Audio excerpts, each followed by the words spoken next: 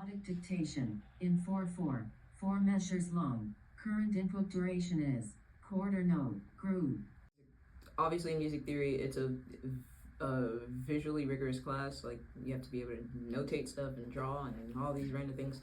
And I talked to ODS about it, and they were like, well, like, there's not really any set accessible features in the music realm. So they were just like, I mean, just like, you have the testing center, get your stuff blown up to like your preferences that you put in at the beginning of the school year. So I would go do that. And it took forever. Like, I ended up having my time at ATSE switched to double time just because I need to draw notes on a staff. That's sad. I feel like this is a step further from like maybe applications like MuseScore or something, or Notify. They definitely do have the keyboard shortcuts embedded where, oh, you just type in A, B, C, D, E, and that note appears on there, and that's cool.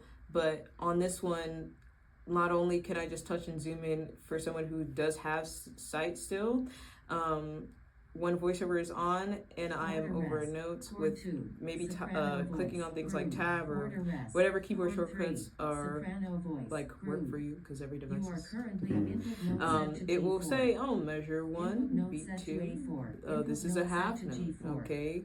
It'll tell you what note you're on. It'll say that you're on middle C, C4, or the C in the space on the treble clef staff, which is C5 and stuff like that. Okay, well, for example, Smart Music, there's websites where voiceover will be able to read half of the stuff, or maybe the buttons that have like functions, but when it comes to the staff part, it's just like art to voiceover. Like, there's nothing programmed in really to say like, oh, measure 1, beat 2. So I feel like Smart Music and all these things, they're like almost there. There's missing one thing that this program has, well, clearly has everything.